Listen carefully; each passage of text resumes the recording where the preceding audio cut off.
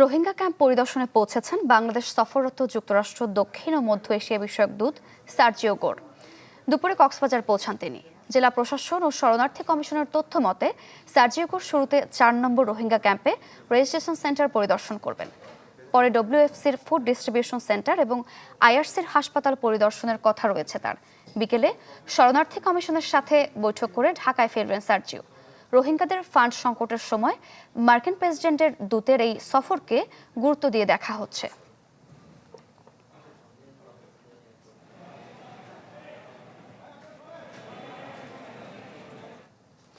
Sergio করে Rohingya camp পরিদর্শনের বিষয়ে আরও খবর জানবো। কক্সবাজার থেকে যুক্ত হচ্ছেন সহকর্মী আজিম নিহাত।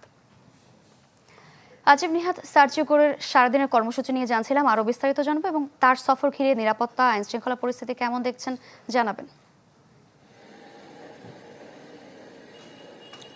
তিনি আসলে কিছুক্ষণ আগে কক্সবাজার এয়ারপোর্টে তিনি অবতরণ করেছেন। সেখান থেকে সরাসরি উখিয়ার উদ্দেশ্যে রওনা দিয়েছেন। প্রথমে আমরা যেটি জেনেছি যে ক্যাম্প 4-এর একটি রেজিস্ট্রেশন সেন্টারে যাবেন, সেখানে রেজিস্ট্রেশন কার্যক্রমগুলো পরিদর্শন করবেন। এখানে নতুন করে আসা এবং রোহিঙ্গা ক্যাম্পে জন্ম নেওয়া শিশুদের রেজিস্ট্রেশন করা হয়। সেখানে রেজিস্ট্রেশন সেন্টারে যারা দায়িত্বরত আছে তাদের সাথে কথা বলার পরে তিনি ডব্লিউপির একটি ফুড ডিস্ট্রিবিউশন সেন্টারে যাবেন।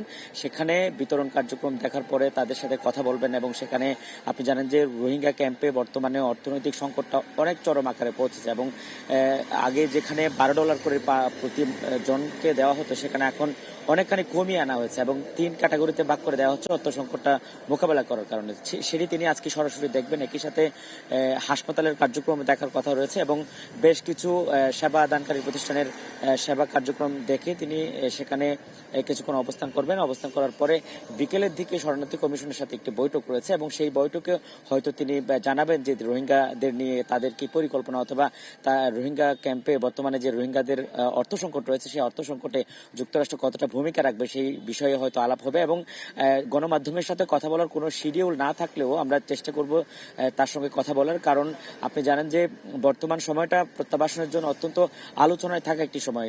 কারণ 2 দিন আগে মালয়েশিয়ার প্রধানমন্ত্রী একটি ঘোষণা দিয়েছেন যে বাংলাদেশ থেকে 3 লাখ রোহিঙ্গাকে মিয়ানমার ফেরত নিতে রাজি হয়েছে। যদিও এই বিষয়ে শরণার্থী কমিশন বা বাংলাদেশ সরকারের কাছে তেমন কোনো তথ্য নেই, কিন্তু যদি সত্যিকার অর্থে এই প্রত্যাবাসন হয় সেক্ষেত্রে আমেরিকার ভূমিকা কি থাকে? কারণ এই তাদের মার্কিন যুক্তরাষ্ট্রের ভূমিকার উপর কিন্তু রোহিঙ্গা প্রত্যাবাসনটা অনেকটাই ঝুলে আছে। ফলে তারা কি ধরনের বা কিভাবে চাই সেটির উপর নির্ভর করছে রোহিঙ্গাদের প্রত্যাবাসন।